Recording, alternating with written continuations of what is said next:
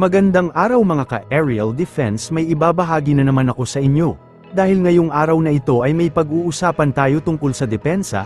China galit na galit sa bagong batas ng Pilipinas sa West Philippine Sea, pero bago tayo magpatuloy huwag mo muna kalimutan mag-like, share and subscribe. Manatiling nakatutok sa aming channel para updated ka sa balitang militar at West Philippine Sea. Mariing kinundina ng Ministry ng Ugnayang Panlabas ng China ang paglagda sa batas ng Philippine Maritime Zones Act at ng Philippine Archipelagic Sea Lanes Act, at idinagdag na ipinatawag nito ang ambassador ng Pilipinas sa China upang gumawa ng seryosong protesta laban sa hakbang. Sa isang press conference noong Biyernes, sinabi ni Chinese Foreign Ministry spokesperson Mao Ning na ang Philippine Maritime Zones Act ay ilegal na kasama ang panatag shoal na tinatawag nilang Huangyan daw sa mga maritime zone ng bansa. Pagkatapos ay inaangkin niya na ang soberanya ng teritoryo ng China, mga karapatang maritime, at mga interes sa South China Sea ay matatag na nakasalig sa kasaysayan at batas. Ayon sa kanya, mahigpit na tututulan ng China ang anumang infringement activities at provocations ng Pilipinas sa South China Sea batay sa batas. 外交部已经就菲律宾出台所谓海洋区域法和群岛海盗法召见菲律宾驻华大使，提出严正交涉。我想强调的是，菲律宾所谓海洋区域法将中国黄岩岛和南沙群岛大部分岛礁及相关海域非法纳入非方海洋区域，妄图以国内立法形式固化南海仲裁案非法裁决，此举严重侵犯中国在南海的领土主权和海洋权益，中方强烈谴责，坚决反对。中国在南海的领土主权和海洋权益具有充分的历史和法理依据，符合包括联合国海洋法公约在内的国际法，不会因非方海洋区域法的出台受到任何影响。南海仲裁案所谓裁决非法无效，中方不接受、不承认、反对且不接受任何基于该裁决的主张或行动。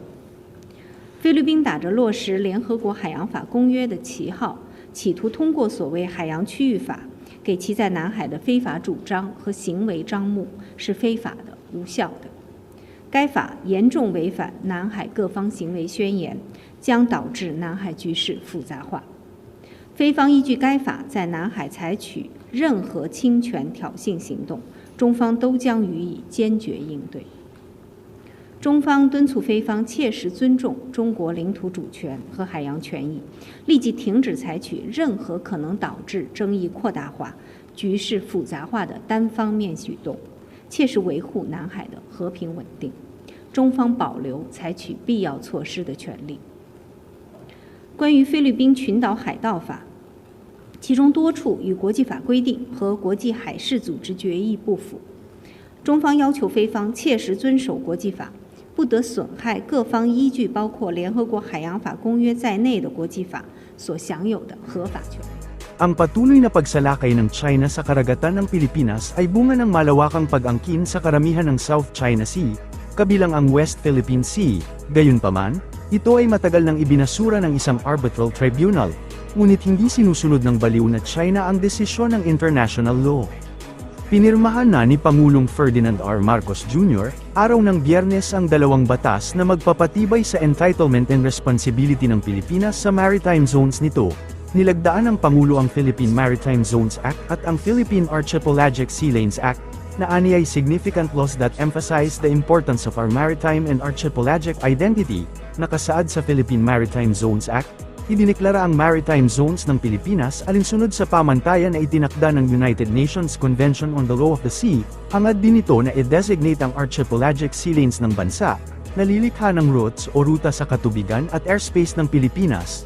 Giit ng Pangulo ang nasabing batas ay mahalaga upang tiyakin ang karapatan at tungkulin ng bansa ay well-defined. Binigyang diin pa rin ng Chief Executive na ang igiit ang maritime zones ng Pilipinas ay pagpapakita sa international community ng commitment ng Pilipinas na nurturing, cultivating, at protecting ang maritime domain ng bansa.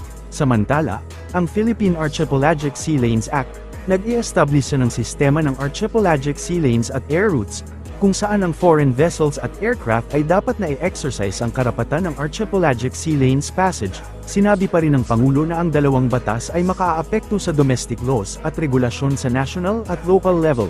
Umaasa naman ang Pangulo na ang mga naturang batas ay pahihintulutan ng bansa na ipagpatuloy na idepensa ang teritoryo nito. Good morning. Today we gather for the signing of two very significant laws that emphasize the importance of our maritime and archipelagic identity. The Philippine Maritime Zones Act and the Philippines Archipelagic Sea Lanes Act. With these pieces of legislation, we align our domestic laws with international law, specifically the UN Convention on the Law of the Seas, or UNCLOS, to improve our capacity for governance and reinforce our maritime policies for economic development and for national security. The first law is the Philippine Maritime Zones Act, which clearly defines the extent of our maritime entitlements and fully declares their metes and bounds in accordance with our Constitution and with the UNCLOS. This is essential in establishing the extent of our maritime jurisdiction and to ensure that our rights and duties as an archipelagic state are well defined in order that all Filipinos can rightfully enjoy the riches of our seas. Our people, especially our fisherfolk, should be able to pursue their livelihood free from uncertainty and harassment. We must be able to harness mineral and energy resources in our seabed. Maintaining the primacy of the UNCLOS and the 2016 Arbitral Award as our beacons in the maritime domain, the Philippines reaffirms its sovereignty, sovereign rights, and jurisdiction in our waters. By defining and asserting our maritime zones, we project to the international community that we are staunchly committed to nurturing, cultivating, and protecting our maritime domain. The second law, the Philippine Archipelagic Sea Lanes Act, complements both our maritime and aerial policies by establishing a route system in our country's archipelagic waters and, as well, the airspace above it. The designated archipelagic sea lanes and air routes aim to facilitate safe passage for foreign ships and aircraft without compromising our national security, nor diminishing our capacity for good environmental stewardship. These sea lanes will offer continuous, expeditious, and unobstructed transit for vessels and air transport, while obliging them to comply with navigational regulations and procedures, as well as with the air rules of flight safety and protocols. We are committed in implementing these ASLs in faithful accordance with the process found in the UNCLOS, while firmly upholding the principles of reciprocity and mutual respect amongst states. The passage of these two priority bills fully demonstrate our commitment as a responsible member of the international community and our advocacy to uphold rules-based international order. In the same breath, these signal our resolve to protect our maritime resources, preserve our rich biodiversity, and ensure that our waters remain a source of life and livelihood for all Filipinos. I convey my gratitude to our legislatures for their steadfast commitment to safeguard the interests of the Filipino people.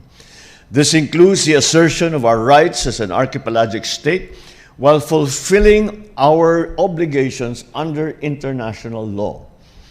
Bringing these bills forward took incredible commitment, as these have been deliberated since at least the 15th Congress. This long journey has been led by our maritime champions in the House of Representatives and in the Senate, supported by our dedicated team of public servants, technical and legal experts, academicians, and other stakeholders. To you who have collaborated and leveraged your wisdom and expertise to ensure the coherence and the soundness of these laws, I convey my appreciation, and so do the Filipino people. It is expected that the clarity of the extent of the maritime zones and the determination of the archipelagic sea lanes will impact domestic laws and regulations at the national and at the local level. I therefore call on all concerned government agencies and the local governments to review rules and regulations against these new laws with a view of undertaking the necessary steps for their effective implementation. As part of the 14th Congress that passed the Philippines Archipelagic Baselines Law in 2009, this matter is close to my heart. because these measures prove not only our commitment to ensuring the safety and prosperity of our maritime domain, but also our firm faith in our identity as a maritime nation.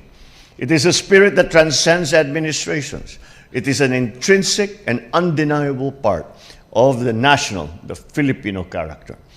It is my fervent hope that with the help of these two laws, we will continue to pursue and defend our maritime interests and navigate towards a brighter and stronger bagong Pilipinas. Maraming salamat sa inyo lahat at magandang umaga.